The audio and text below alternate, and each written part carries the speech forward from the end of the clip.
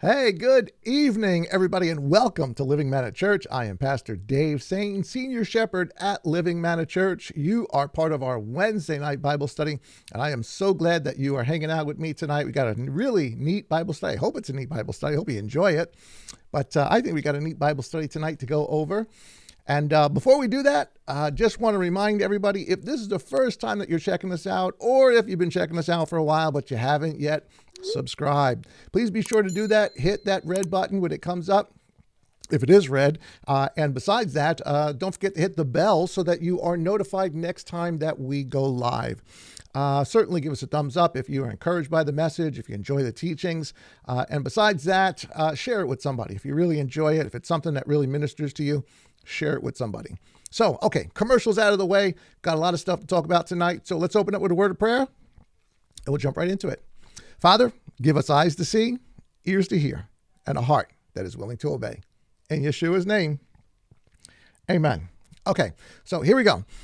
We tonight are in our number 3. This is actually number 3 in the series that we've been doing. It's kind of a little bit of an in-between series, more of a topical type study than the actual Bible studies that we've been doing. You know, normally we start off in the book and we go all the way through the book. But this is certainly a little bit more topical stuff. We've been talking about the gospel journey, and really an effort on how to understand what the whole story is actually about. And then on top of that, to be able to minister it to somebody else. And it is called The Gospel, The Journey. But tonight, the subtitle for tonight is The Mind of Messiah. The Mind of Messiah. So there it is. The notes are going to be up on the screen, split screen with me, or on a bigger screen than that. But certainly you can go to the description and get the link below. You can download the notes. It'll come up just the same way that it's coming up on the screen. It'll come up on your iPhones or iPads or whatever it is that you might be using, and you can follow along with us. All the verses are going to be in the Scriptures version tonight. I don't think I have any King James or anything like that, but if I do, I'll let you know ahead of time. So with all that out of the way, thank you guys. I see some guys on there already. Some of you folks are already on there tonight. So thank you for hanging out with me. So here it is, Wednesday night Bible study. We are done. And listen, I'm really happy to be, I've been kind of down for the last couple of days, been battling a cold and some sickness and stuff, and feel much better today. So I'm ready. I'm ready to do this. Let's jump into this. We've been talking about for a couple of weeks now. This is number 3. We did the introduction, we did last week, and now number 3. And we're talking about the gospel, and the study goals, if you would, for this entire study are really fourfold. Number 1, to learn what the overarching story of the Bible is. You know, what's it really about? What's the context of everything? Remember we talked about last week? Context. That really is one of the most important principles that we can understand. Is what context actually means. Let me just hold on just 1 second. I want to make sure that this is up. Okay, so context. So that was last week, and the first principle is to learn the overarching story. And the overarching story from Genesis all the way to Revelation is that this is a Hebrew story. Now, by the word Hebrew, we can use the word Jewish in there. Those, you know, it's for certain studies, it's important to make the distinction between being what we call Jewish and Hebrew, or Israelite and Hebrew. But for the intents of this study, and really for the intents of understanding what the Scripture is about, Jewish is a perfectly fine term to use.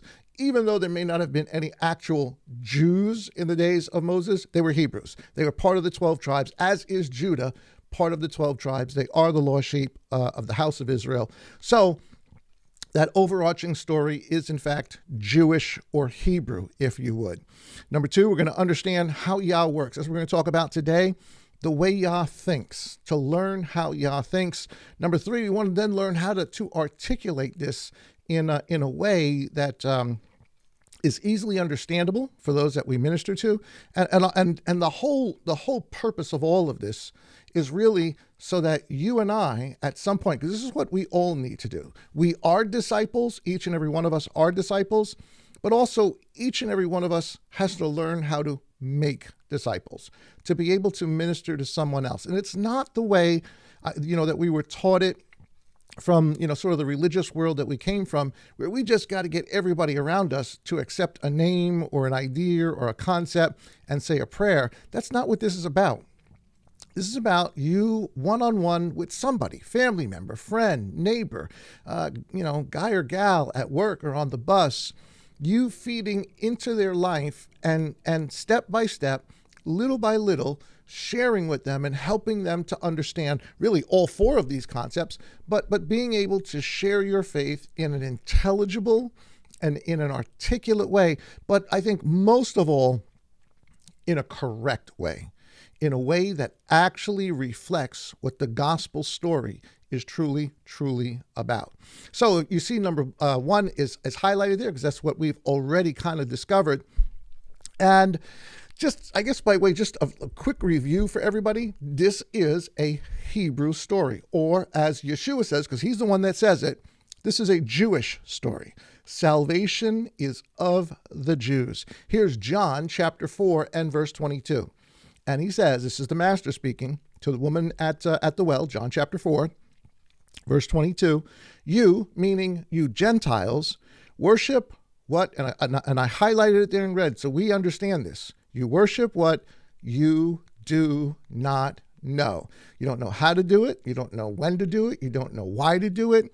You don't know what the background is. And when we don't know the background and all the rest of that stuff, then we make up stuff. And that's kind of what Gentiles have done and still do to this day. But Yeshua says, we, and when he says we, he means the Jews, because that's who he is. He's of Judah. He is a Jew. He says, we Jews, or / Hebrews, if that's a more familiar term to you, we Hebrews worship, here it is, what we know. And because, and the last part of this is so important, because the deliverance, and really, I guess if you look at the King James, NIV, some other versions, RSV, ASV, what it says is because salvation is of the Jews. Yah chose that culture, that people, the Hebrew people from Abraham all the way up to Yeshua and the apostles, and of course, Saul and everybody else that comes after him. They were all Jewish. God chose them to disciple us. Not by happenstance, it was by intent, because this is a Hebrew story, and we must understand it in a Hebrew context, or we will misunderstand it. And if we misunderstand it, then we will misinterpret it. And if we misinterpret it, there is always the potential, which runs really, really, really high, that not only is it a misinterpretation, but we will understand things that are incorrect because we already been told by Yeshua, you Gentiles, you have no idea what you're worshiping. But just so you realize, this is not what Yeshua is saying in John chapter 4 is not new. It was the job of the Jews and the Hebrews in totality, but the Jews specifically, to protect the Torah, to make sure the Torah makes it from age to age to age to the time of Yeshua and even beyond. And here is Psalm chapter 108. And this is verse 7 and 8. And pay real close attention to this because this is really neat scripture. Somebody sent this to me. I thought this was phenomenal. It says, Elohim has spoken in his set apartness, his holiness. I exalt. I portion. I divvy out. I give the work assignments is probably a neat way of saying it. I portion out Shechem, and I measure out the valley of Sukkot. Gilead is mine. Manasseh is mine. Ephraim is my chief defense. He's talking about the different tribes and cities, but the different tribes. Ephraim is my chief defense. And here it is. It's in red, so you notice it. Yehuda, or the Jews, are my inscribers. They are the people who are the keeper of the Torah. And that's exactly how it worked out in history. Judah became the people who were the keeper of the Torah. It was the place where the temple was. It was the place where all the worship went on. That was their job. That was their ancient job given to them long time ago, and is still, and right up to the days of Yeshua and even beyond, those who would be the inscribers of the actual law, the Torah. Genesis chapter 49 and verse 10, this is in context of Jacob laying hands on all of his children, but he says the same thing. This is a major prophecy. It's about Messiah. There's a lot more to it than we'll get into tonight. But just this little portion gives us another window that just confirms what Yeshua is saying in John chapter 4. Genesis chapter 49 and verse 10, it says, the scepter shall not depart or turn aside from Judah. And we know that because the scepter means the rulership. Messiah comes from Judah. It says, nor an inscriber, someone who carries the law, someone who writes the law, someone who is a keeper of the Torah, who keeps the books. Nor an inscriber from between his feet. From between whose feet? From between Judah's feet, until Shiloh comes. And to him is the obedience of the peoples. Now, again, this is a messianic prophecy. This is about the coming of the Mashiach. However, in that story, in this little passage, as Jacob is praying over his sons, or really prophesying over his sons, he right in the beginning, it tells us Judah's job, as God apportions to each tribe different things. Judah's job was to protect the Torah, and they did. It doesn't mean they understood it, but they protected it. They protected it. We're going to see exactly how that winds up. And I mean, guys, think about it. Every book. Now, listen, I know if you go to Bible college, they're going to tell you something a little bit different. Depends on what, church or congregation you go to, they're going to tell you something different. But the truth of the matter is, every book, from Genesis all the way to Revelation, is written by a Hebrew. Every single book. Now, yeah, is there a chapter written by Nebuchadnezzar in the book of Daniel? Yes, there is. But a chapter doesn't count as a book. Who wrote the book of Daniel?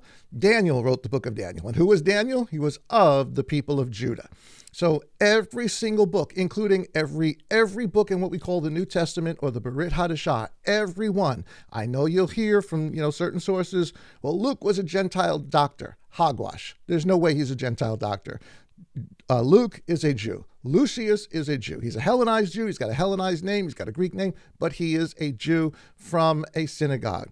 And you can see that in his writings. If you know anything about the culture and the time, you realize that there's no way this man is a Gentile understanding what he understands. So every book from Genesis to Revelation are written by Jews, written by Hebrews, written by Israelites. And I know there's some there's some teachings out there and stuff about dividing who's a real Jew and who's not a Jew, and when did they go and what land did they that's have you ever played like a video game or seen some of those movies? I'm not saying to go play Dungeons and Dragons, but have you ever seen those medieval movies where you go on like a quest, or those video games where you go on sort of a quest and it tells you that this is the goal, this is what you're going to go do. But in all those video games or all those movies, there are false quests. There are journeys you can go on that are interesting, that may be full of adventure and have all sorts of, storylines to it. And it's kind of fun to do, but ultimately that's not what the game's about. That's not what the video is about. That's not what the movie is about. And dividing up who's who is a fake quest. It has no real bearing on who we are today, because there is neither Jew, there is neither Gentile, there is neither male nor female, all the rest of that. And so it's kind of I get why people sort of kind of go down these roads, but it's fruitless. It really has no bearing on who and what we are today. But besides that, even if you want to think of Hebrews or Jews as something different, here's a way I hope you can maybe wrap your mind around it. And it's on the notes there. We can all say we're American citizens, right? Everybody's an American citizen. That's like saying everybody's a Hebrew or everybody's of the house of Israel. But we all live in 50 different states. And a New Yorker is not like someone from Texas. But both are American citizens. They both belong to the same, 50 states and however many territories and everything else that there might be out there. They're citizens. And so when we say Jews, we're really talking about citizens of the house of Israel, those people who were left. So be careful about making too many distinctions. There's times when it's appropriate. There's times when it's appropriate to the study, to understanding maybe intricacies. But as far as the whole story is concerned, it's one of those things in a video game where you're just going to go off on a rabbit trail that's really not going to have any real benefit to understanding the totality of the story. And really what we should be about is understanding the totality of the story. And I hope you guys get that. I just wanted to share that because I don't want you to think, we say Jew, but is that Hebrew? Is that Israelite? For all intents and purposes, in this context, it doesn't matter. We're talking about the lost sheep of the house of Israel. Who were Israel at this day? So that's by way of review. Let's get into what we want to talk about for tonight, which was the number 2 concept, understanding how our God thinks, how our Yah actually thinks. Now, that's a tall order if you really, really think about it, because I just want to read you Isaiah 55:6. And when you read this, you kind of think, man, can we understand how God actually thinks? Well, listen to this, Isaiah 55 and verse 6. It says, seek Yah while he is to be found. Call on him while he is near. Let the wrong forsake his way, and the unrighteous man his thoughts. Let him return to Yah, who has compassion on him, and to your Elohim, your God, for he pardons much. And look at verse 8. For my thoughts, and this is really familiar, you guys should know this verse, for my thoughts, this is Yah speaking to us. For my thoughts are not your thoughts, neither are your ways my ways. So, just in and of itself, by just this verse, and let me finish reading it and I'll comment, declares Yah, for as the heavens are higher than the earth, so are my ways higher than your ways, and my thoughts than your thoughts. So you read that, and, if you think about that and the context of what at least the title is for tonight, how is it even possible to know the mind of God? If this is what has already been established, that God doesn't think the way we do. Or really, I guess we should say it's the other way around. We don't think the way he does. And the difference between the way we think and the way he thinks is the difference, again, from the heavens that are above. And it doesn't just mean the sky, the sun, the moon. It means the stars. It means the galaxies. It means that's how far, that's how different it is that Father thinks from the way that we think. And so, it may seem a little presumptuous. It may even seem a little hubris to think that we can actually have the mind of Elohim, or we can learn how to think the way Elohim thinks. And I get it, because I think about that too, and I say, yeah, that does sound a little hubris. Can we think the way God? Because if we could do that, man, if we could think the way God thinks, imagine what we could do. And I'm sure you've got people and preachers and teachers out there that'll tell you all sorts of name it and claim it stuff that you can do. That's got nothing to do with what this is, because Yah wants us to understand the way he thinks. Here is Isaiah chapter 54 and verse 11. So you realize that even though what we just read is true, that we are actually instructed. And maybe to put it in a different term, we are commanded by our God to learn how he thinks. Not just to learn how he thinks, but then to apply what we learn and what we understand.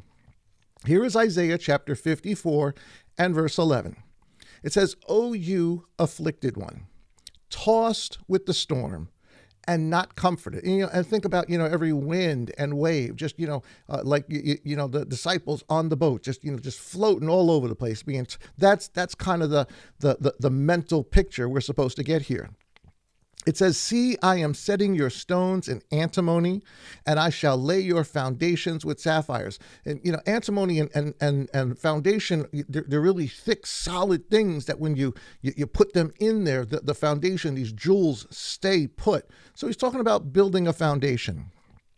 Your foundations with sapphires, and shall make your battlements of rubies, and your gates of crystal, and your walls of precious stones. If you really pay close attention, if you have an ear to hear here, this kind of sounds familiar, or it should sound familiar.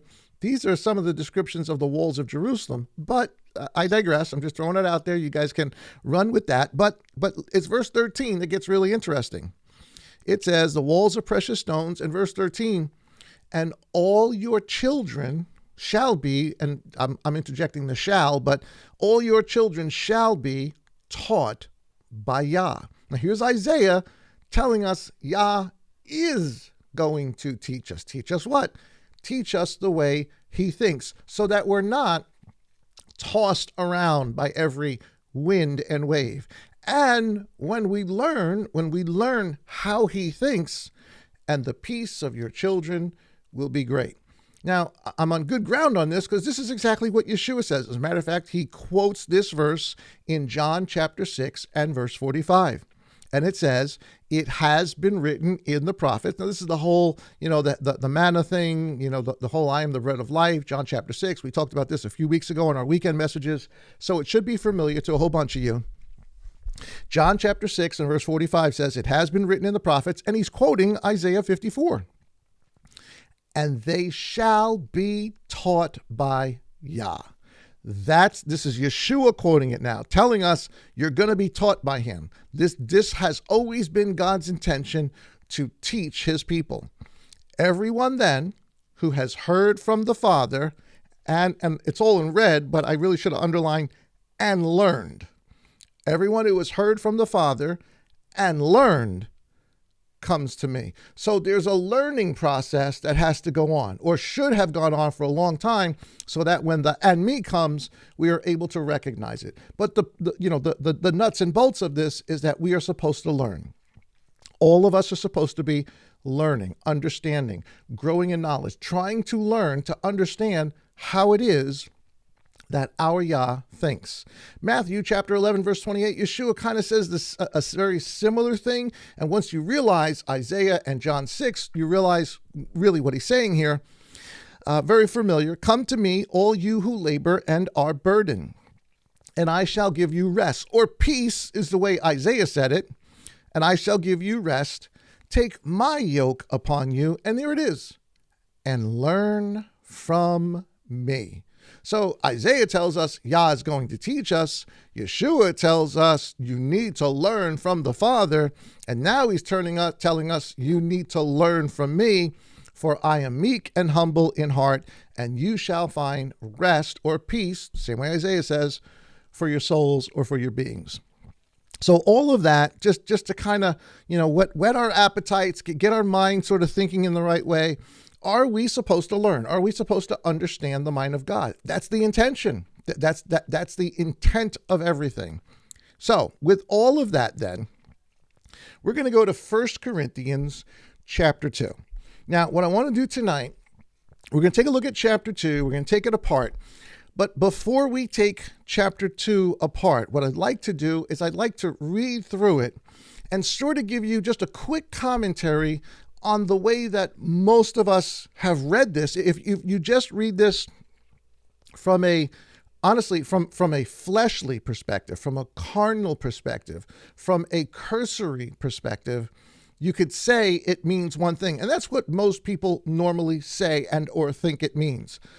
And then we're going to read through it again, but we're going to read through it and we're going to learn. We're going to try to understand what the mind of Messiah. And when we say mind of Messiah, you can say mind of Messiah, you can say mind of the Spirit, you can say mind of Elohim, mind of Yah. They all mean the same exact thing. The idea is that you understand how our God thinks, even though his thoughts are higher than our thoughts, even though his ways are higher than our ways, even as much as the heavens above the earth. So let's do this. Let's kind of read through 1 Corinthians. We're going to read the whole thing. It's only like 14 verses. So I want to read through it once, do a little commentary, and then we're going to come back to it and try to understand it in context. And I'm telling you tonight, if you really have your heart open, if you really, really have ears to hear, if that's a prayer you're sincere with, you're going to see some things maybe you've never seen before. And I'm going to explain why you're seeing those things, if in fact you are seeing those things. And I hope that you guys get an aha moment. And if you get an aha moment, please, on the boards, please let me know you got an aha moment. Just put in aha or wow or ooh or ah. If something opens up to you, I want to hear from you guys. Okay, so here we go. Verse 1, 1 Corinthians chapter 2. It says, Now, this is Saul. This is Shaul. He's speaking to the people at Corinth, which we normally know as a very a Gentile-filled congregation, but that's not 100% true. It's mixed. There's no doubt this is also a synagogue. There's also people of Judah there, and you'll realize why in just a few seconds. It says, "And when I came to you, brothers, I did not come with excellence of speech or wisdom, proclaiming to you the witness of Elohim. For I resolve not to know any matter among you except Yeshua Messiah and him impaled." And if you're reading the King James, it's something like, I didn't come to you with the excellence of speech or wisdom, but resolved to know nothing except but that Yeshua Messiah, him crucified.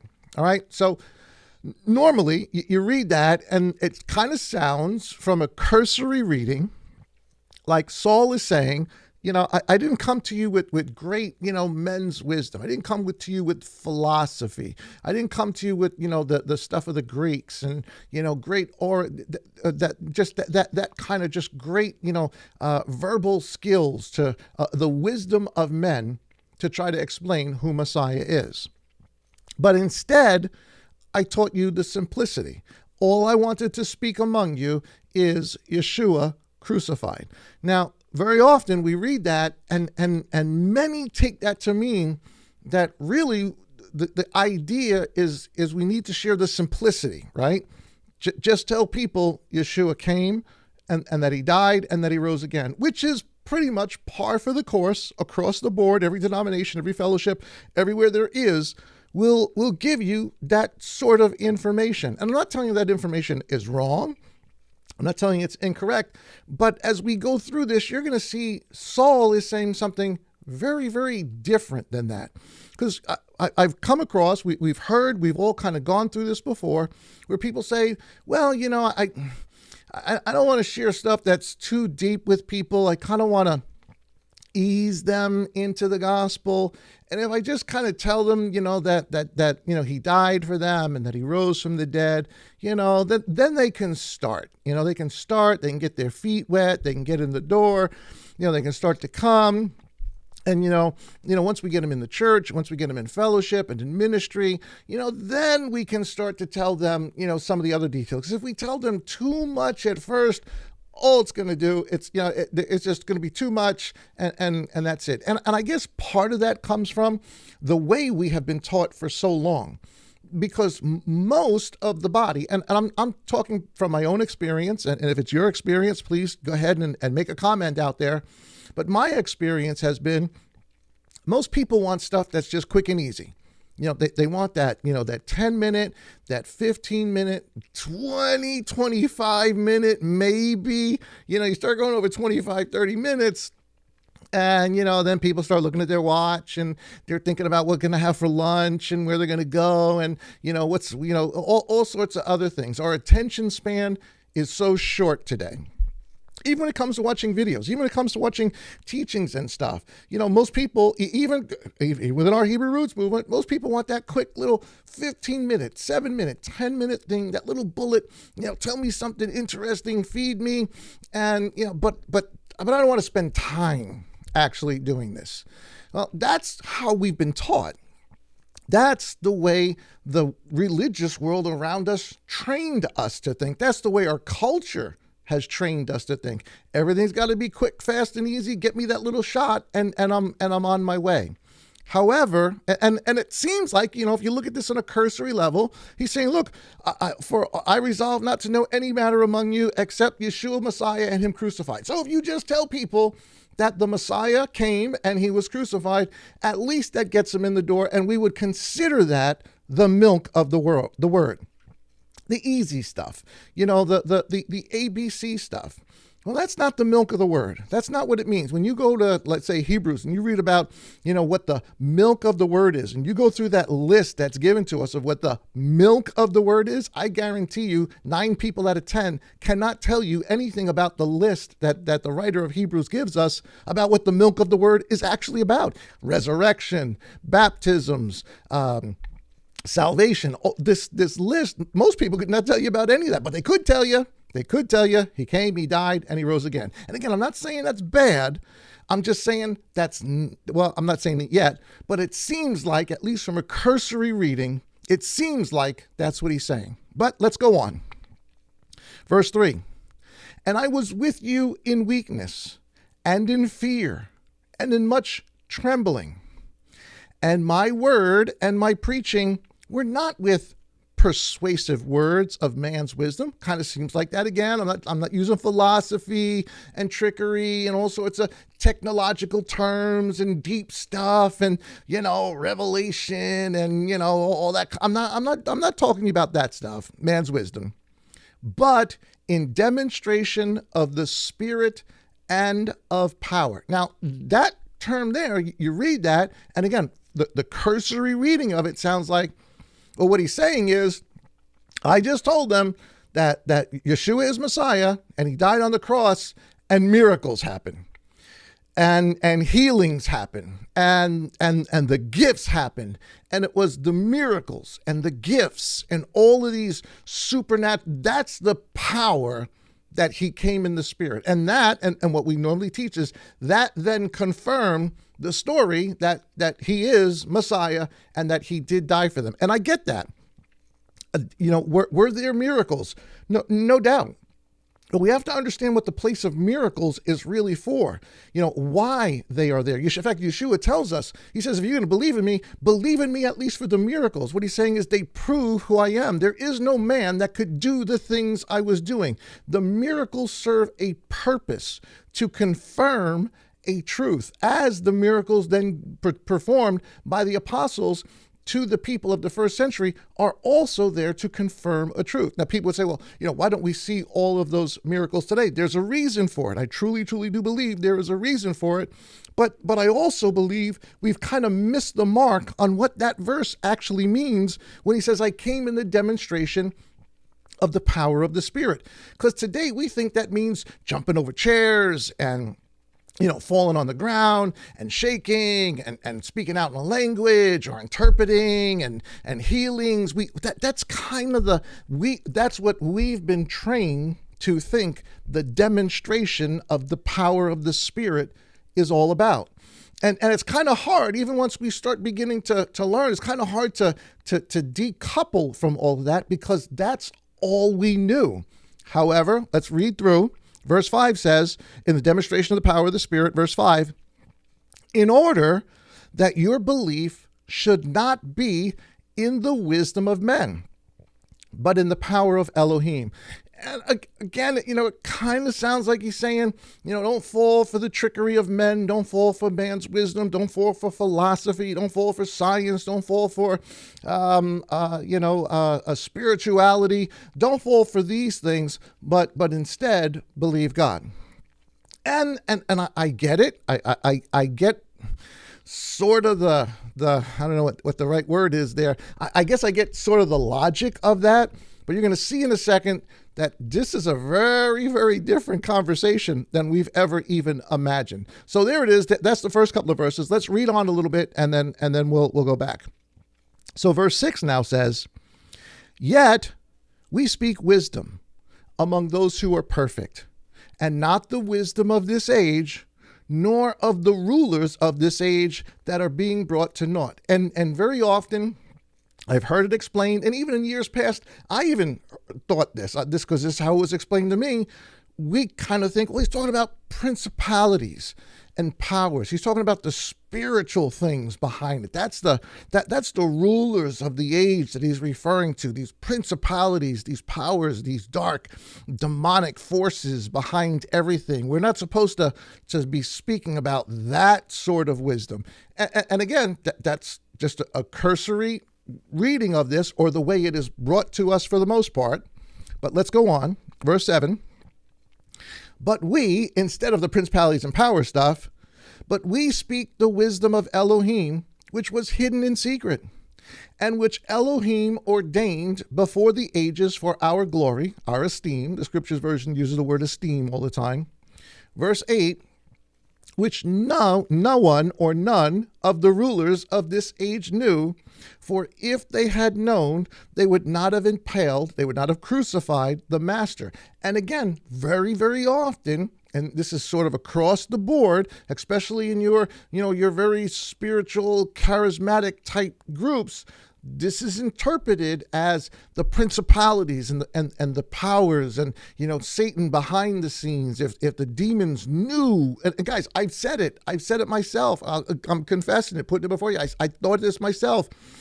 But you'll see that it's something very, very different. But the idea is that we thought, well, there were these powers behind him. And if they really knew that he was going to rise from the dead, they would have never crucified him, because then he comes in glory and in power. And that's not what this means. I'm sorry, but that's just not what this means. And you'll see why in just a second. Let's see, verse 8, which none of the rulers of this age knew, for if they had known, they would not have crucified the master of glory. Verse 9, but as it has been written, eye has not seen, ear has not heard, nor has entered into the heart of man what Elohim has prepared for those who love him. And again, the modern interpretation of this is, or the really, I should say the historical interpretation of this is, we can't even imagine what God has for us. We can't even imagine the immensity of what it means to be in the kingdom, the immensity of what it means for resurrection. And, in one sense, is there truth in that statement? I can't imagine it. I have no frame of reference to conceive of resurrection. I like to think about it. I think it's a cool concept, but, I have no frame of reference to give you. So I get why we sort of travel down that road. I'm trying to set a precedent here. I'm building a foundation. Please bear with me. You're hopefully gonna get the aha in a couple of seconds. So here we go.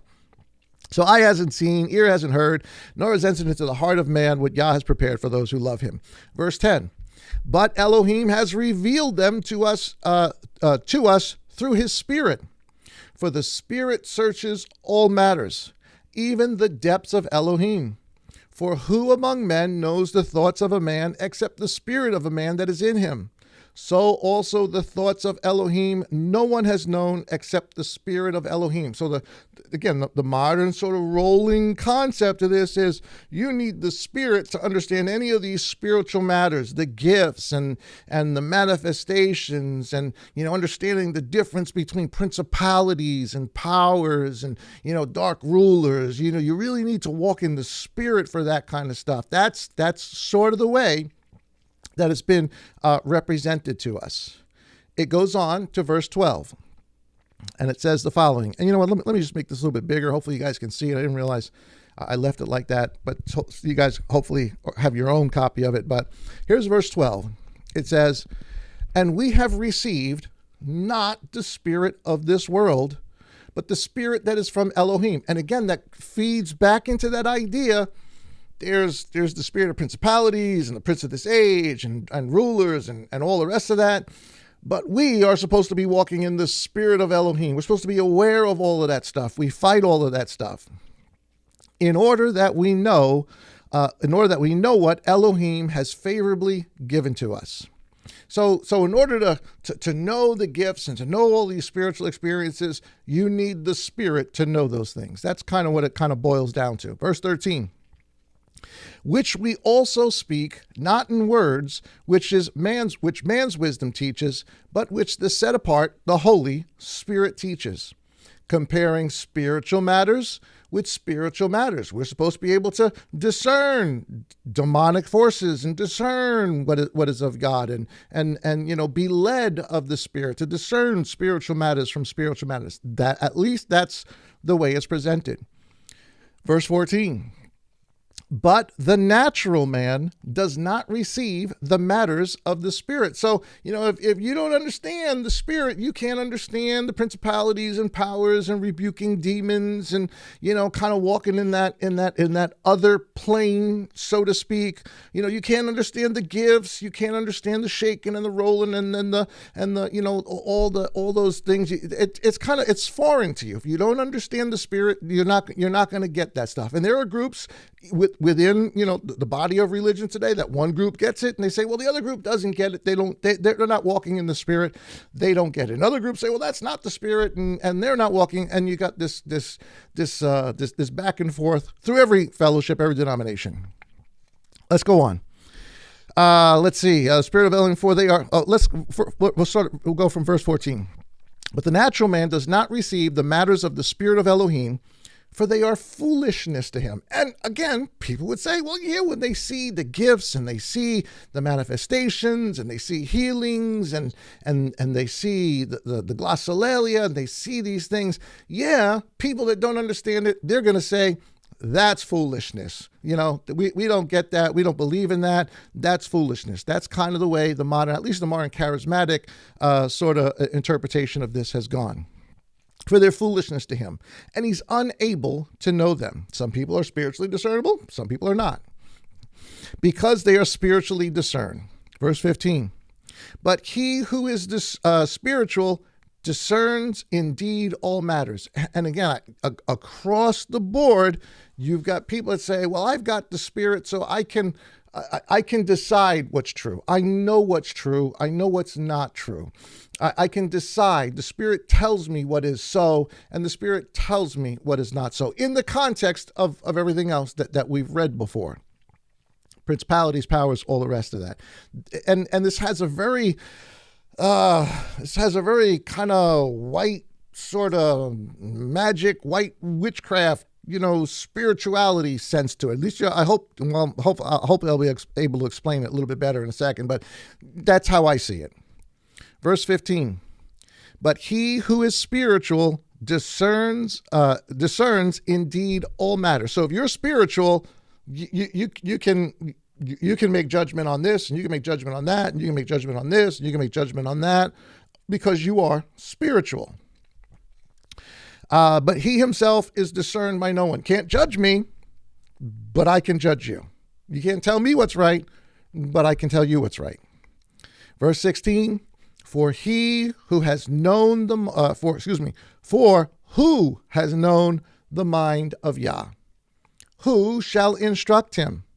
And here it is, really the namesake, the title for today's message, but we have the mind of Messiah.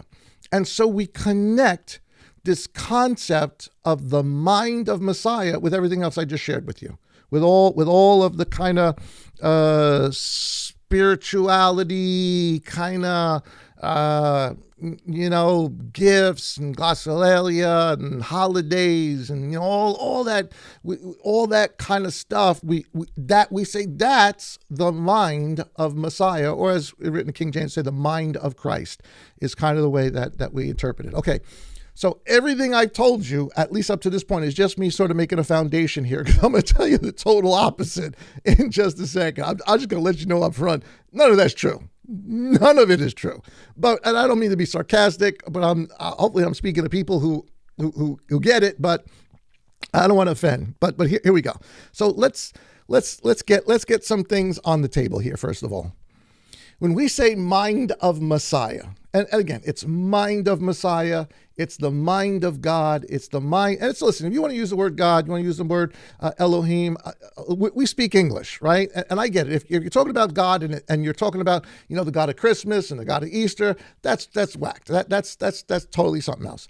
But if we use the generic, English term, because we're English, we're human, we're Americans, you use that term, but you are referring to the God of Abraham, Isaac, and Jacob. Okay, I get it. But I think we should define it a little bit better so people understand what we are talking about. So whether you say mind of Messiah, mind of Yah, mind of Yod-Heh-Vav-Heh, mind of the Spirit, mind of God, and there's probably some other couple of minds we could think of, they all mean the same thing. They are all synonymous with each other. So a couple of points here, 5 in particular. Number 1, here, this is incredible. We can understand how Elohim thinks, despite what we just read. I mean, despite what we just saw in Isaiah, that says his ways are above our ways, as like the stars, the heavens above us. you can know the mind of God. Exclamation point. You can understand how God thinks. However, we don't understand how Elohim, God, thinks. 99.9% of us have no idea how God thinks. And we are instead replacing the way God thinks with the way we think. But we'll get there in a second. Number 3, or the third point there, is that it takes time. It takes time to learn how Elohim thinks.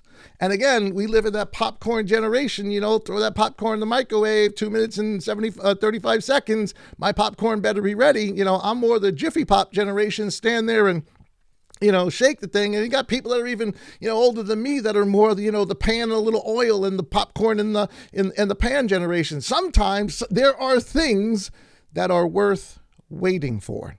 And understanding the mind of God, beloved, takes time. Number 4, there is a process to learn how Elohim thinks. Again, it's not that, I got the gift and that's it. Now I'm spiritual and I can judge this and I can judge that, but nobody can judge me. That's dangerous stuff. That's going down the road of witchcraft. That's spirituality. Yeah, that may be Hinduism, that may be Sikhism, that may be all sorts of other isms, but that's not knowing the mind of Yah. So there is a process to learning the mind of Yah. And the last point is there, we need Yah's Spirit, which is his mind, to learn the mind of God, to learn how God thinks. Let me say that again so it's clear. We need Yah's Spirit, his mind, to learn how God thinks. Without God's Spirit, and this is so important, I want to drill this home multiple times before the end of this message. Without Yah's Spirit, there is no way for you to correctly understand the mind of Messiah, the mind of God, the mind of Elohim, etc., etc., etc., etc. And most people do not have the Spirit. The majority of people that claim to be walking in the Spirit are not walking in the Spirit. They're walking in a spirit, maybe. They're walking in some other spirit, maybe, but it is not the Spirit of Elohim. Pastor, how could you say something like that? How can you judge people like that? Well, wait, just give me a second. I'll prove my point. So here we go. Now let's go back to 1 Corinthians 2. And let's read it again and again. Remember the PDP version, right? Everything in yellow is sort of me just sort of commentating to try to make a point on it. And everything in red is something that I'm trying to highlight that most of the versions would say, yes, this is what was said. This is kind of what we get through history. So here we go. Verse 1. And when I came to you, we just finished reading this, right? So verse 1, we're reading it all over again, but now let's do it through the mind of Messiah. And when I came to you, brothers, I did not come with excellence of speech or wisdom. See, here's what he's talking about. He's not talking about philosophy. He's not talking about science. He's not even talking about spirituality. What he's saying is, this isn't my teaching. He's saying, this didn't come from me. I'm not doing this with some great words that are Saul's words, because listen what he says. I did not come to you with excellence of speech. I only came proclaiming to you the witnessing or the witness of Elohim. So I didn't come to you in my great understanding or my oratory skills. I only want to tell you what it is that is the witness of Elohim. Now, we would consider this, what he's talking about, as milk, but when you listen to the milk here, you're like, oh my goodness, that's not what most people consider milk. Verse 2, for I resolve not to know any matter among you except Yeshua Messiah and him impaled. Again, remember we said before, most people think, well, that's the simple. That's, tell people that, tell them God loves them. He's going to give them a whole bunch of things and get them in. That's not what he is saying. When he says, for I resolve to know, he says, for I resolve not to know any matter except Yeshua Messiah. What he's saying is, I'm not getting into Judaism. I'm not going to talk about the Phariseeism. I'm not going to talk about what the priests are talking about. That's the man's wisdom he's referring to. He's talking about religion. He's saying, I'm not going to tell you what is the religious thinking of so many who are supposed to be in the know. That's what he's referring to. Instead, what I'm going to tell you is Yeshua Messiah and him impaled, which actually what he's saying is, what I'm going to tell you is about the Elohim of Israel who became flesh. Now you say it that way, and that you come up to somebody say, listen, you need to receive the Elohim of Israel who came in the flesh into your heart. People look at you like, what? The Elohim of who? The God of Israel? Isn't that a different religion? Isn't that another group? All of a sudden you realize, wait a minute, the message and what we're hearing are two very different things.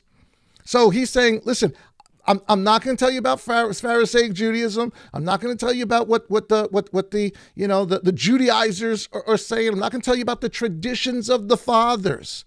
He says, but what I am going to make clear to you is how the Elohim of Israel came in flesh. We call him Yeshua, but that the Elohim of Israel came flesh and was crucified. That's an attention grabber. If your ears are really open, that's an attention grabber right there. Verse 3, and I was with you in weakness and in fear and much trembling. Guys, get what he's saying. Saul just said, I'm not coming to you in my own wisdom. This isn't me. I didn't come up with this stuff. I'm not some great quote unquote. I know this sounds sort of non-Paulish, but what he's saying is, it's not from me. I'm not some great teacher.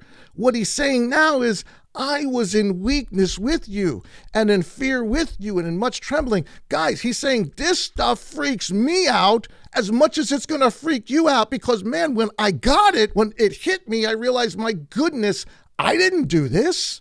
I couldn't think that way. I didn't see that.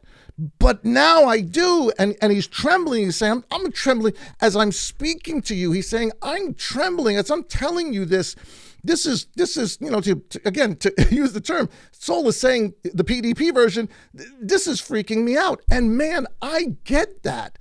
I get what he's saying. He's like, man, don't look at me. This isn't about me, but listen to what this is. So he says, I was with you in weakness and in fear and in trembling. This blew Saul away.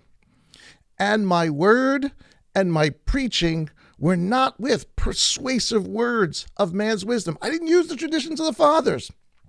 I didn't tell you had to, go through a particular halakha. I didn't tell you had to get circumcised. I didn't go through, you need to memorize this and that and the other. We didn't go through any of that. You need to have the 7 of this to, these 7. That's not what I'm telling you. Those are the persuasive words of men. Saul is saying, I'm not doing that. That's not what this is about. And he's trembling because when he gets it, he realizes how futile all of that other stuff is. And it's freaking him out. So not with persuasive words, not the way the men of the day, Judaism thinks. So he's speaking to a Jewish audience as well. You're going to see why in a second. He says, but in the demonstration of the Spirit. And again, we think miracles, and no doubt, did miracles happen through his ministry? Yes, absolutely. They did some amazing things. But guys, I do not think that is what he is talking about. He's not talking about the manifestations of the Spirit, the gifts of the Spirit. He's talking about understanding. That's the gift he's talking about, because he's saying, this isn't from me, not my elegant words. I'm trembling as I'm telling you this because it's freaking me out too. but I come in the demonstration of the Spirit to make understood what was not previously understood. That is the demonstration of the Spirit.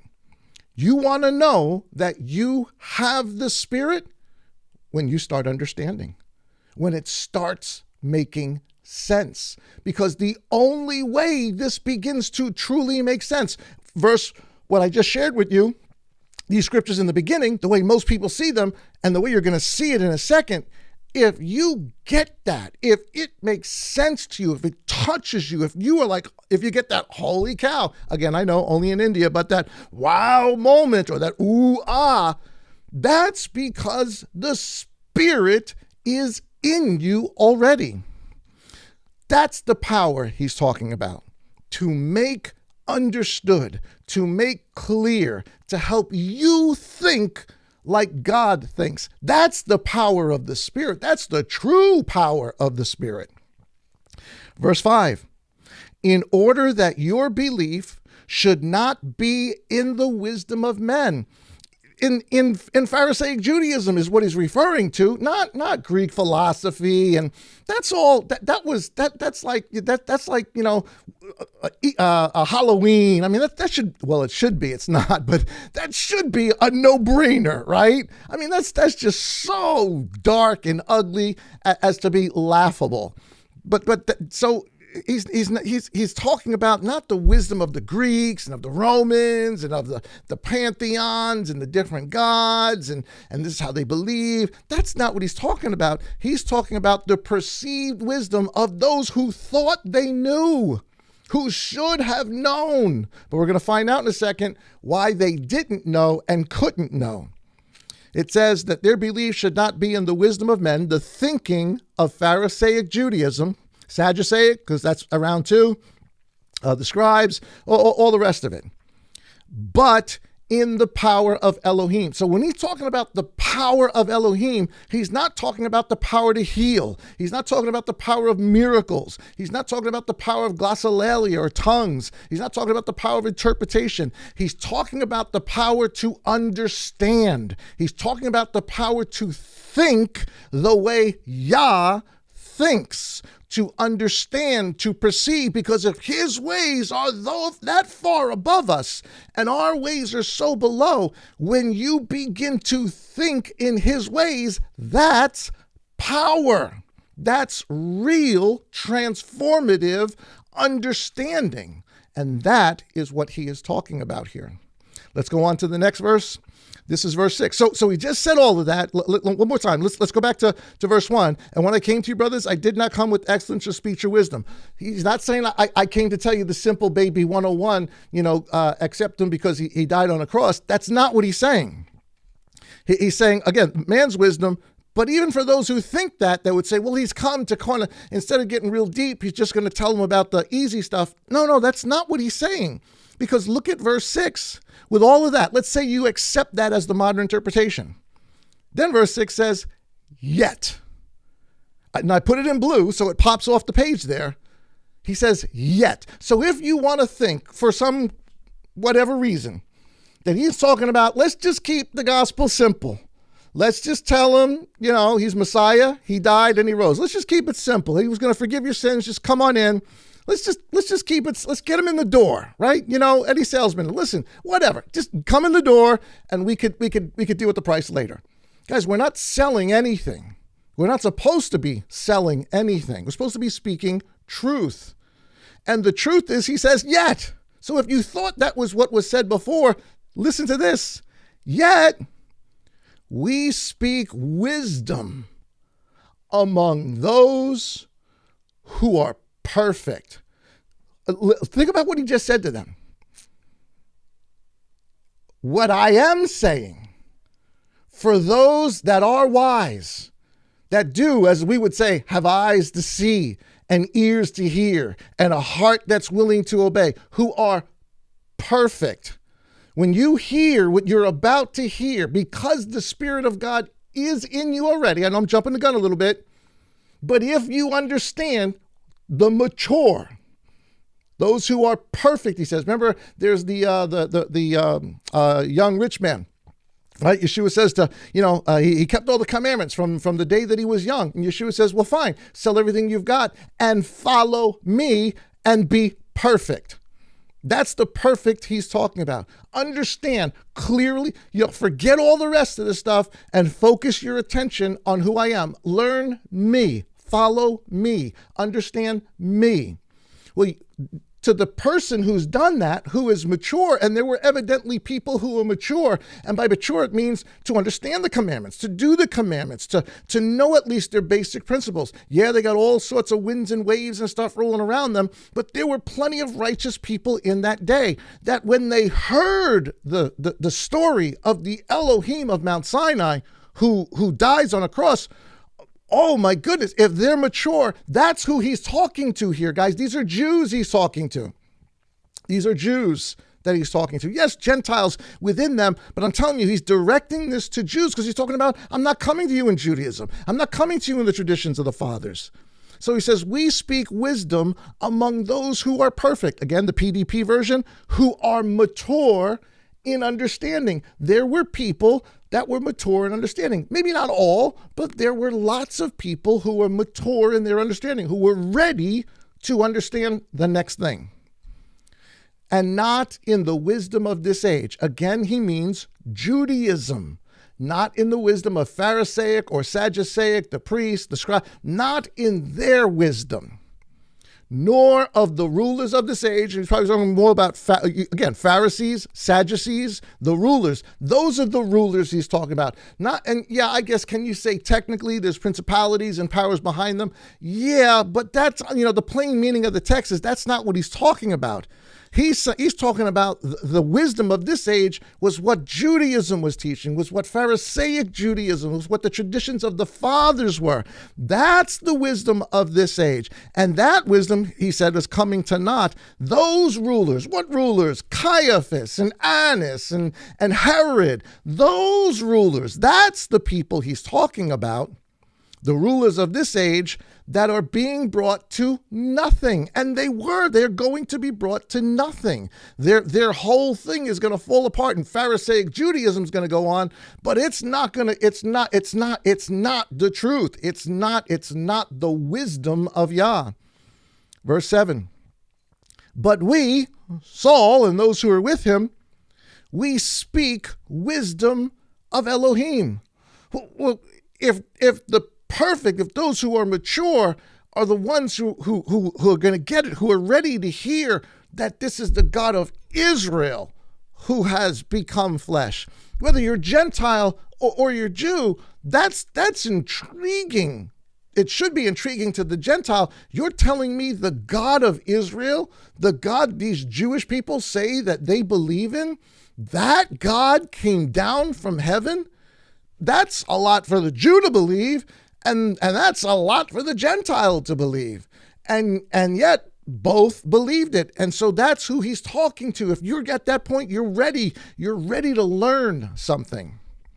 And not the wisdom of this age. Verse 7, but we speak wisdom. What wisdom? And here it is. Wisdom which was hidden in secret. We read right over that verse every time we read this chapter. What he's telling them, what I'm about to tell you, and not me, what he's about to tell us, and I guess in retrospect, I'm about to tell you too, what we, the both of us, are about to tell you is that what he's about to tell you is stuff that was not previously understood, even by those who had Torah in their hands, including the rulers of this age, had they known. Even them, even though this was a mystery to them. And again, this is what Yeshua tells us throughout the scripture. There's water and there's wine. There's old wine and there's new wine. There's an old cloth and there's new cloth. That's the mystery. There's new cloth, but the new cloth comes, is attached to the old cloth. They cannot be separated. Guys, that's a mystery. In the first century, that's a mystery.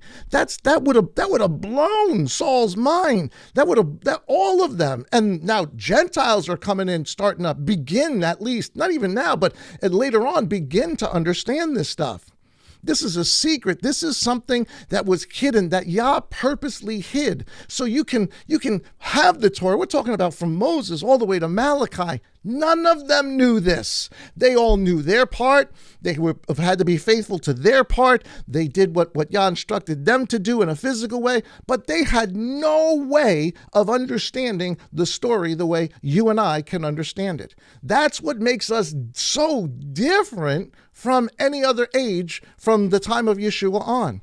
And that's what he's talking about. This wisdom is hidden in secret. The mysteries of the mysteries of the kingdom, Matthew 13, the new wine, all of those are examples of the mystery, and which Elohim ordained before the ages. So this mystery, this story, this way Yah thinks, because that's what is being talked about here, this story that is so high that it's above us, way above what people for thousands of years could ever figure out.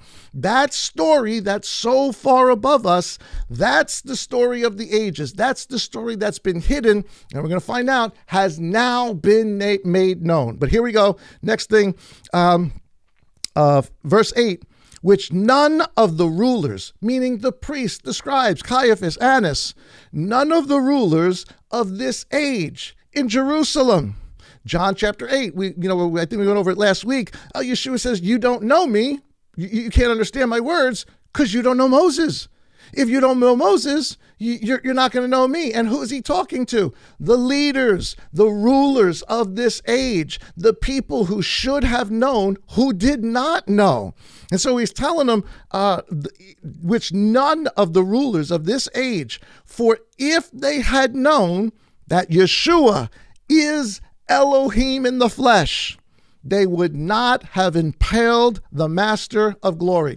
Think about what he's saying here, because normally this is interpreted as, again, the principalities, the powers, the rulers of this age. They wouldn't have crucified Messiah if they knew he was going to raise from the dead and wash all sin. No. That's not what he's talking about. I'm not saying that, principalities and powers have nothing to do with this, but that's not what he's talking about. He's talking about the rulers of their age, their leaders, their rulers. They were so blind they could not see. It was so far above them, as far as the heavens are to the earth. They could not see that Elohim was standing right in front of them, because it says if they knew that, if they got an inkling, if somehow that distance between heaven and earth somehow got a little bit shorter, and these rulers whose hearts were obviously hard, they refused Moses. If these rulers even had an inkling of realization that the person that is speaking in front of me is indeed the personification of the God who spoke to Moses. If you realized for a second, as a Pharisee, as a Sadducee, if they had any inkling of that at all, do you think they would have crucified him? No, you would be absolutely nuts. You would be crazy if you had any inkling of this truth and you crucified him. That's what it's saying. Had they known, they would not have impaled the master. They didn't. They refused. They could not see this was Elohim in a tent. This was the living, walking tabernacle right in front of us. And they couldn't see it. They couldn't see it. So what'd they do? They killed him. Now, does that work? Again, the mystery, does that work in everything that he's doing? Yes, but that doesn't excuse them. It doesn't excuse them, because they had the ability to have wisdom. They had the ability to see, but they couldn't make the transfer from old wine to new wine. They couldn't do it. They would not have impaled the master. Verse 9. But as it has been written, eye has not seen, and ear has not heard, not from Genesis to Malachi, whatever Bible you got, from Genesis to Chronicles, not from the beginning of the Torah to the end of the prophets, Psalms in between. Not in all of that age, all the way up to the age when Messiah begins his ministry. Not in all of those ages, not in any of those ages, Eye has not seen. Nobody, not Moses, not Elijah, not Jeremiah. They saw stuff, no doubt. They had great revelations, no doubt. They did not see this. They prophesied of it in pieces and parts. They did not see this. Nobody saw this. Nobody truly understood this. And then when the time came to understand it, some were so hard in what they were doing and become so far away from what the gospel really was supposed to be. They couldn't see it. They refused to see it. But there were others who got it, who understood that, my goodness, he walks on water. He fed all of these. This is God in the flesh. That's the point that is being made here.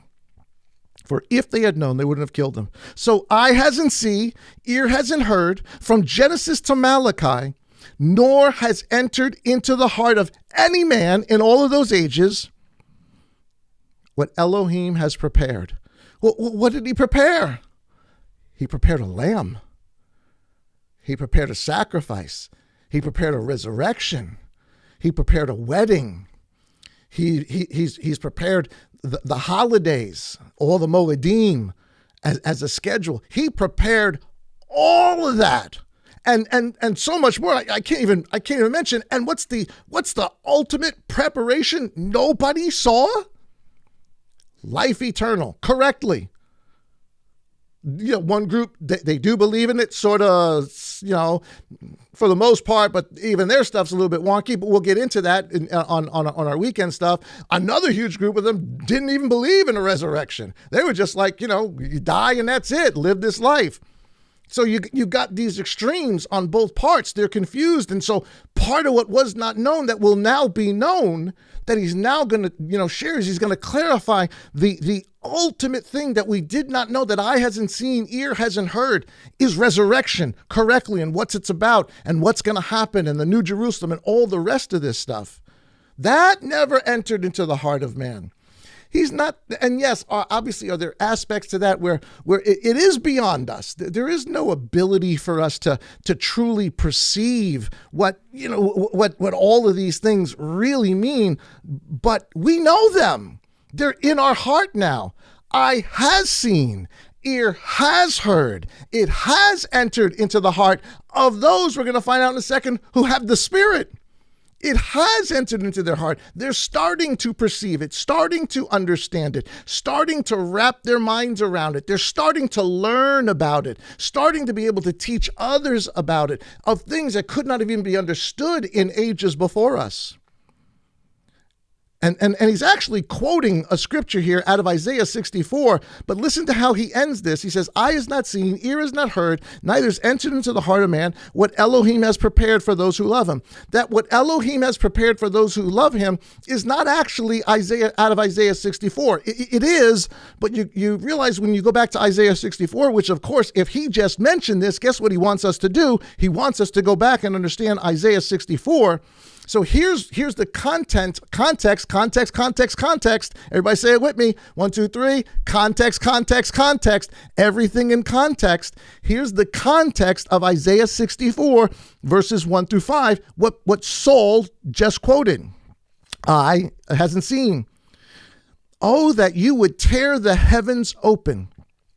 What didn't they see?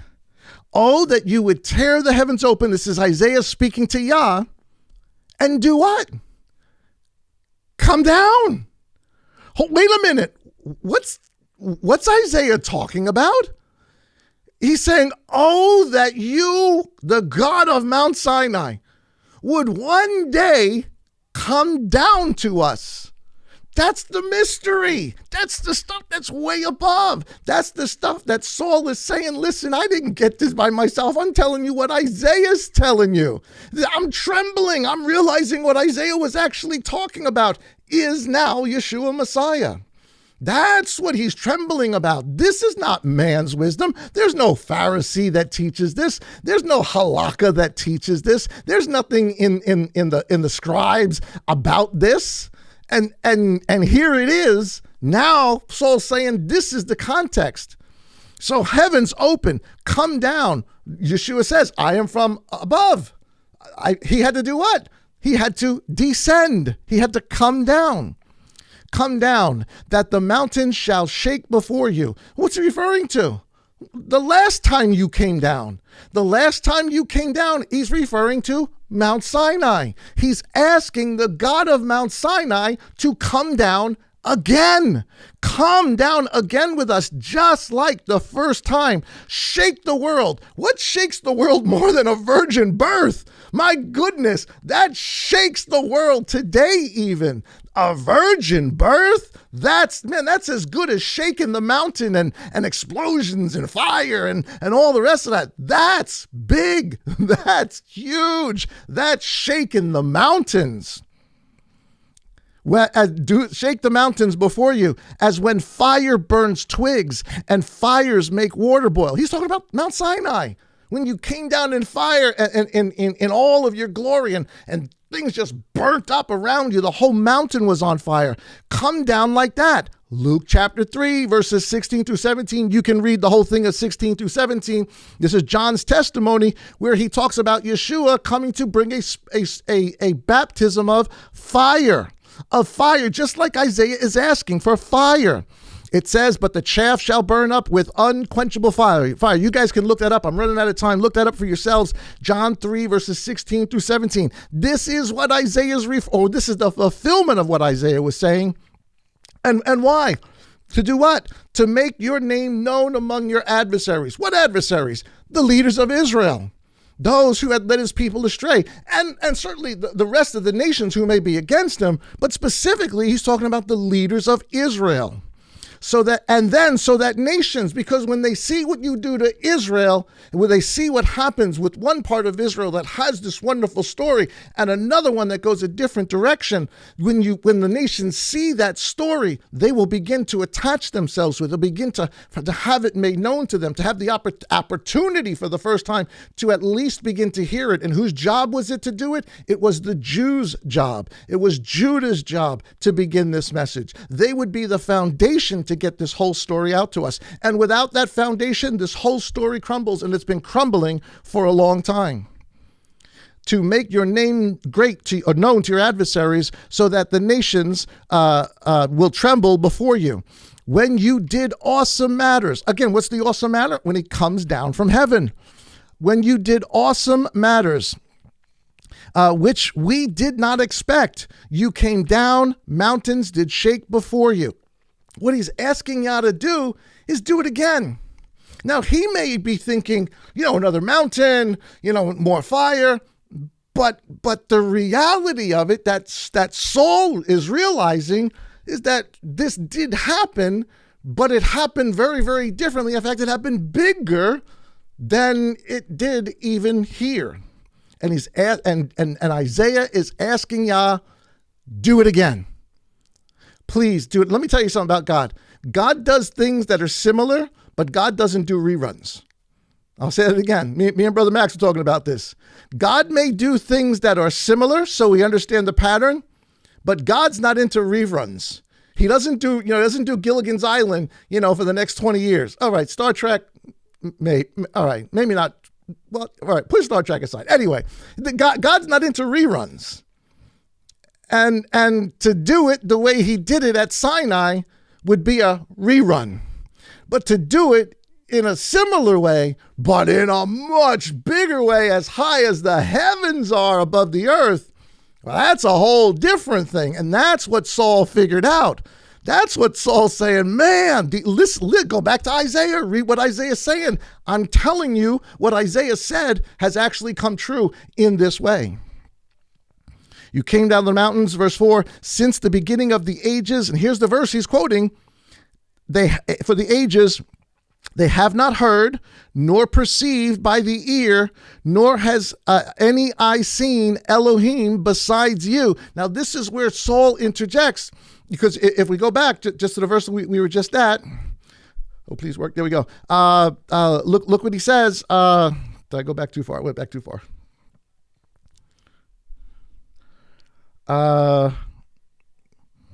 Verse 9, but as it has been written, eye has not seen, ear has not heard, nor has entered the heart of man. And then Saul adds this, what Elohim has prepared for those who love him. Why does he add that? Because that's not in the text, it says, since the beginning of the ages, they have not heard, they have not perceived by ear, nor has any seen any Elohim besides you. Why does Saul add that thing? Well, he's not misquoting the verse, and he's not really adding to the verse either. But what he's doing is he's explaining that what this was talking about, no one is going to perceive how what Isaiah is asking for to happen is actually going to happen. And when it does happen, there will be those who will see it and they will understand it. And when they do, and this is what Saul adds, then, and then, one more time, and then those things will enter into your heart that Yah has prepared. Resurrection, New Jerusalem, and all of those other things that come with it. They're part of the story that Saul adds to, but the core of it that he doesn't add to because it's manifested. But the core of it is what Isaiah is saying. It's going to come again. Verse 5. You shall meet him who rejoices and does righteousness, who remembers you in your ways, who are perfect, who are mature. Who is he going to reveal this information to? Verse 5 tells us, to those who are righteous, who remember your ways. Those people who are mature, who Saul's talking to, those people are going to get it. Those people who are perfect in their ways, they'll see you. You were wroth when we sinned in them a long time, and should we be saved? This whole little portion is what Saul is at. That's what really what whole of 1 Corinthians chapter 2 is about. He's referring to that chapter and saying this chapter has come true in our seeing. And then now he jumps back to let's jump back to 1 Corinthians 2, verse 10. The next verse now says, but Elohim has revealed them. What they did not see, what they could not see, what they could have been mature enough to see, but many were not. What they could not see, Yah has now revealed. Everything Isaiah asked for has now been revealed. The true meaning of those words, to us, but not to us only, from the time of Yeshua on. To all the disciples, to the Jews first, because they could get it. They could then relay it to the Gentiles. And somewhere along that line of doing all that stuff just went, it went south. But Yah has always kept a group of his people, no matter what, that still came back to this truth at some point, at some time throughout all of history. And now, but Elohim has revealed them to us through his Spirit, for the Spirit searches all matters. What matters is the Spirit searching to get you to understand that Isaiah is the fulfillment of what Yeshua has come in his ministry.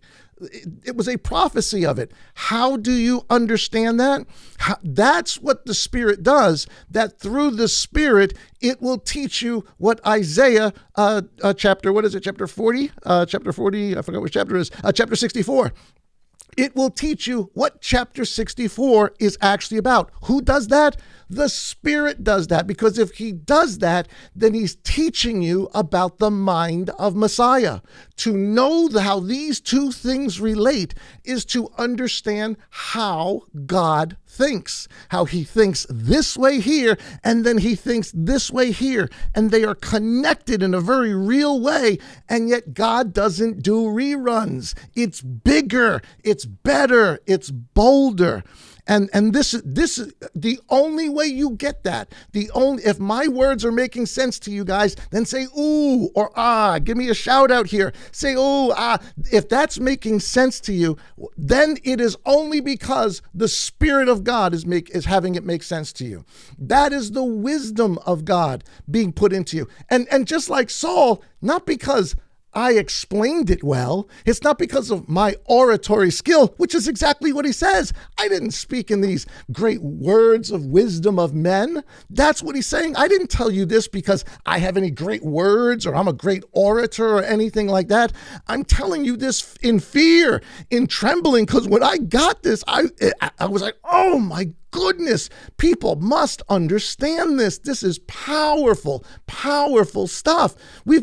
I get what Saul was saying. He was trembling, telling them, man, do you see this? If you see this, it's because the Spirit of God lets you see this. That's the wisdom. That's part of the mystery. That through the Spirit, for the Spirit searches all matters, all that was said before about Messiah, even the depths, the way God thinks that no one else had seen before. For who among men knows the thoughts of a man except the spirit of man? That was given as a comparison here. So we understand what exactly the Holy Spirit of Yah is, because he tells us what the Holy Spirit actually is. There's all sorts of questions about what he is. We're told what he is here. He says, for who among knows the thoughts of a man except the spirit of man? The spirit, he means the mind.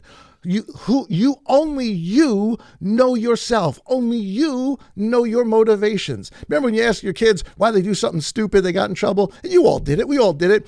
I got in trouble for, I don't know, some crazy thing I did. And she'd say to me, why'd you do that? My answer would be, It's not even a sentence. It's more like You just sort of this run along, But it meant, I don't know. When the truth of the matter was, of course I knew.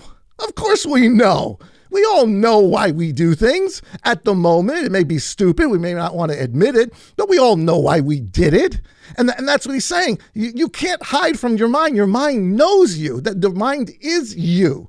You know, you could say, but you know what you do. You know what you did. You know what you say. We all do. And we can't hide. We can hide it from other people, but we can't hide it from Yah. That's the mind or the spirit of man. It's us. And what except the spirit of man that is in him. So also, in other words, in the same way, and I put it in yellow, the PDP, in the exact same way, in a causational relationship. This is a microcosm of this, or really, my hand's not big enough. This.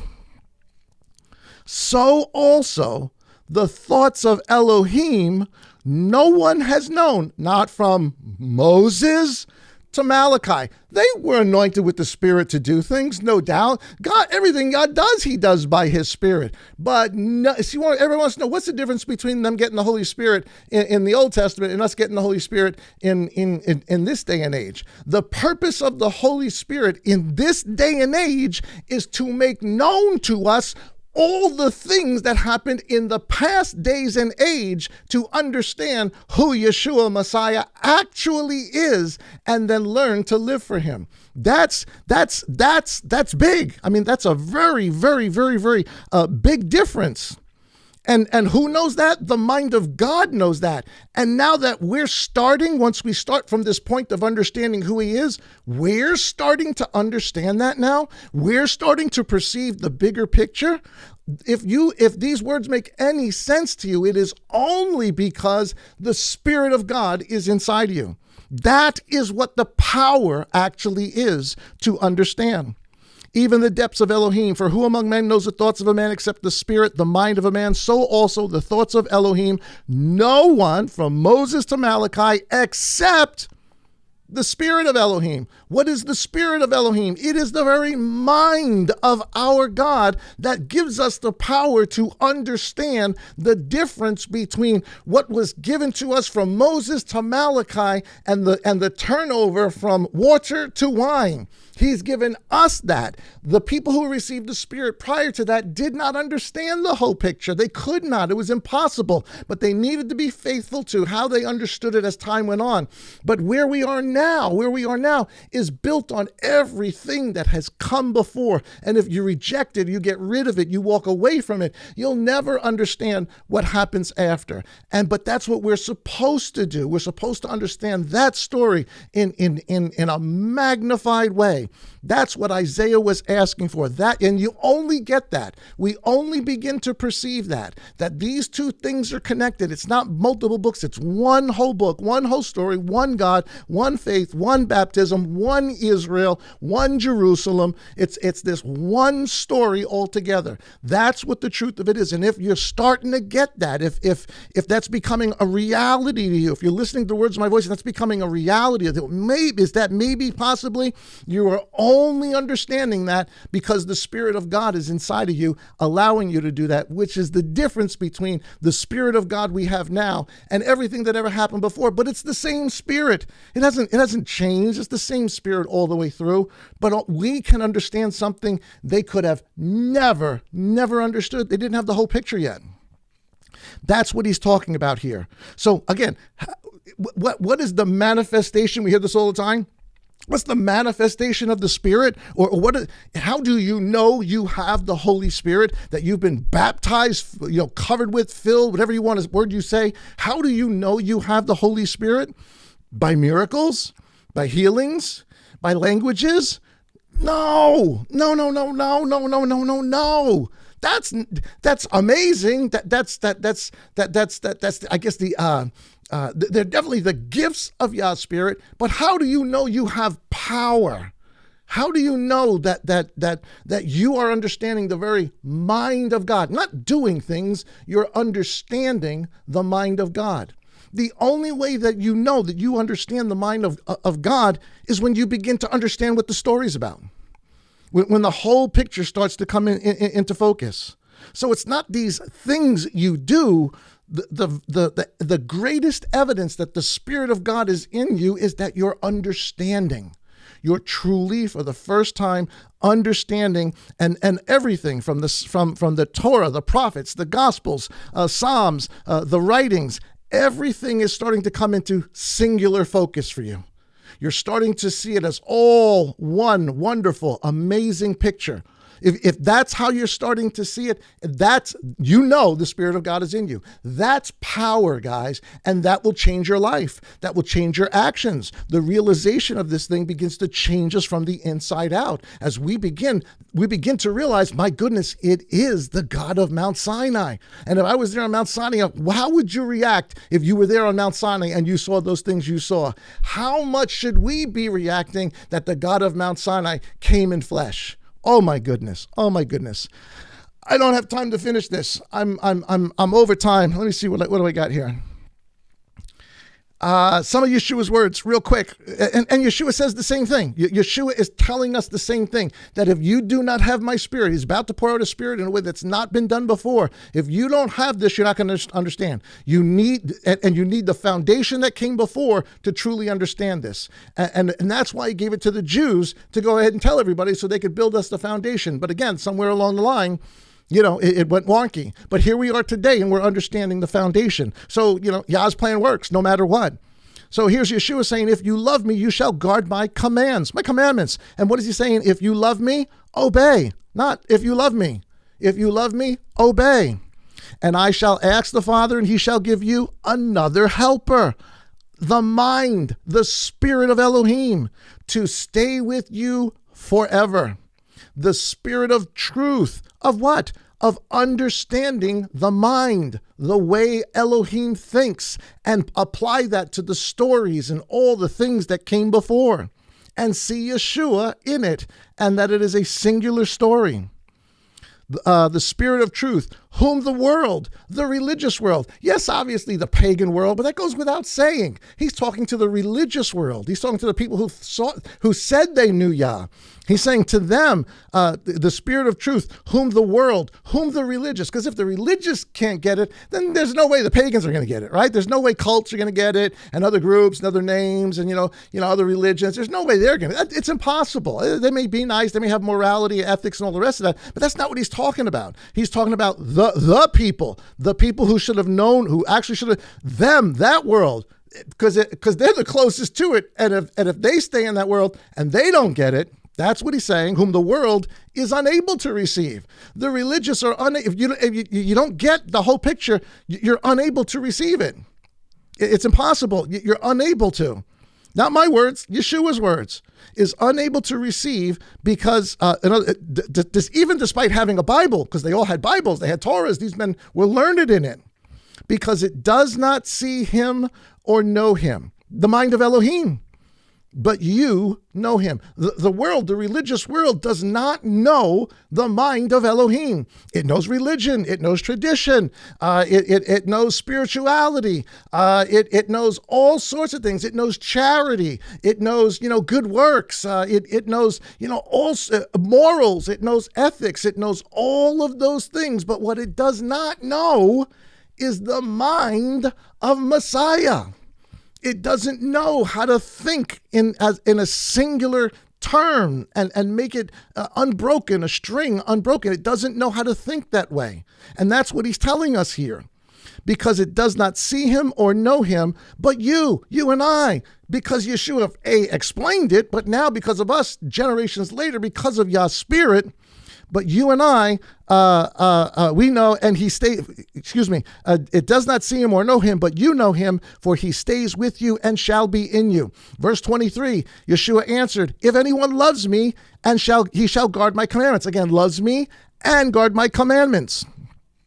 And my Father shall love him, and we shall come. Who's going to come? We're going to come. Who we are, the very essence of who we are. We shall come to him and make our stay with him. Father and Son are going to come and make their stay with you.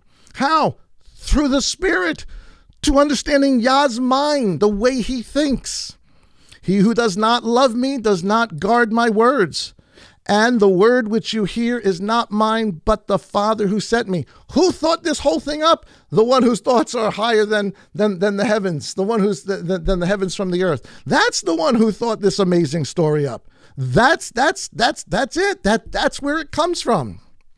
Verse 25, Yeshua says, these words I have spoken to you while still with you. In other words, he's saying, listen, I got a chance to explain this stuff to you guys. I got a chance to tell you about mysteries. That's all of Matthew, all the Gospels, everything Yeshua says. I'm telling you about stuff that they didn't get, that they just didn't get. And it means even bigger things. And I'm putting the seed inside of you to get those bigger things out. The words I have spoken to you while I was still with you, what I explained to you now, but the helper, because Yeshua is going, but the helper, the very mind of God, the Spirit of the Holy Spirit, the set apart Spirit, whom the Father shall send in my name, he shall teach you all things. All of what? All the rest of the mysteries. All the other things I didn't have time to tell you. All the magnificent and wonderful truths that you will begin to understand when you put the whole thing together. Things will become clear. And then for those people that live throughout the ages and they see history unfold, will have an even better understanding so long as they stay connected to the roots, to our Hebrew root. If you disconnect from that, all the rest of it rots away.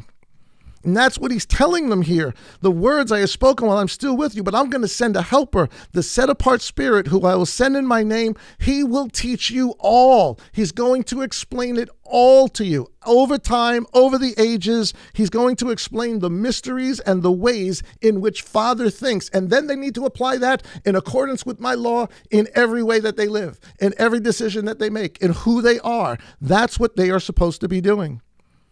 And will remind you of all that I said to you.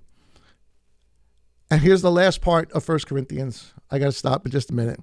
And we have received not the Spirit, the mind of the Spirit, of the world, of religion, but the Spirit, the mind that is from Elohim, in order to know what Elohim has favorably given to us, which we also speak not in words which man's wisdom teaches. I didn't go to, he's not saying I got this at yeshiva. He didn't get this at Bible college. But which the set-apart Spirit teaches, comparing the way of the mind of Yah appears in the Torah. That's what it means to be spiritual. To understand the mind of Yah in the Torah. If you do that, you're spiritual. If you're, messing with crystals and praying to things and lighting incense, and that's not spiritual. If you're prophesying and saying all sorts of crazy things, and there's no way you're serving Yah, and Yah's not telling you that. If you're doing the ecstatic stuff, then I'm sorry, but that's what he's talking about. That's the opposite actually of what he's talking about. That's not spiritual. that may be of another spirit, but that's not the biblical definition of spiritual. To be spiritual is to understand. That's the power. That's the mind. That's why it's Yah's mind. But which comparing spiritual, the matters with spiritual matters, but the natural man does not receive these matters. Religious people and people that are obviously not religious aren't going to come close to this, but even people who are religious won't get this or still don't get this. And hopefully, prayerfully, they will get this in time. But the natural man does not receive the matters, the information that's in the word of the Spirit of Elohim. The natural man, again, he's talking about the natural religious man, doesn't have the Spirit is what he's saying. If they can't get this stuff, they don't have the Spirit because they are spiritually discerned. They are only understood by Yah's mind. But he who is spiritual, he who does have the mind of Messiah, the mind of Yah, the mind of God, the mind of Elohim, he who does have that mind will learn to think in these ways, these comparative ways, in a singular truth that is uncut. Those people will learn how to think Yah's way and apply all the instruction that he gave along the way through that lens in everything that we do today. But he who is spiritual discerns indeed all matters. That's what it means to be spiritual. But he himself is discerned, is understood by no one. How many people look at you and what you're doing and say they don't get you? What are you? You're part of a cult? I mean, what's up with you?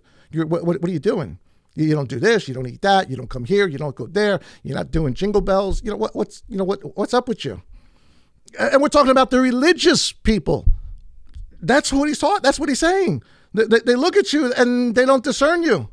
They don't get you. Why are you doing that? Because I have the mind of Messiah now. Because I'm thinking like Messiah thinks. Okay, guys, I'm going to cut it right here. I'm sorry I went a little bit over tonight, but this is stuff. I guess I'll pick it up next week. This is really, really, really, really, I got a whole bunch of ahs, oohs. All right, thank you, guys. I appreciate that. We'll do this, guys. We'll cut it off right here for right now. But we will definitely revisit this next week, and then go on to the other couple of points. But ultimately, what I want you to get out of this whole thing, ultimately, at least this far, we got to understand that it's the God of Mount Sinai we're talking about, and everything associated with Mount Sinai, and that He is the Echad, He is the one. We have to obey, love, and obey, as He said multiple times, but we have to believe His words because they're the words of Mount Sinai came down to us. It's the second Mount Sinai, if you think about it. That's what He's saying, and it is only by doing this, only by thinking this way, by getting this beginning to understand that we'll understand the rest of the story. And the only way that happens is by Yah's Spirit. So how do you know Yah's Spirit's inside of you? If this stuff is starting to make sense, if the dominoes are starting to fall, if the puzzle pieces are starting to come together. The Spirit of Yah is inside of you, and you loving and you're obeying in every way you can. All right, guys, thank you so much for hanging out with me tonight. Don't forget to hit the button and subscribe. Send this out to somebody. If you like the study, let me know. Comments and questions, I appreciate. Guys, join us again on Saturday, of course, for our Hidden Manna, and of course, over the weekend for another message. Have a great night tonight. God bless and shalom.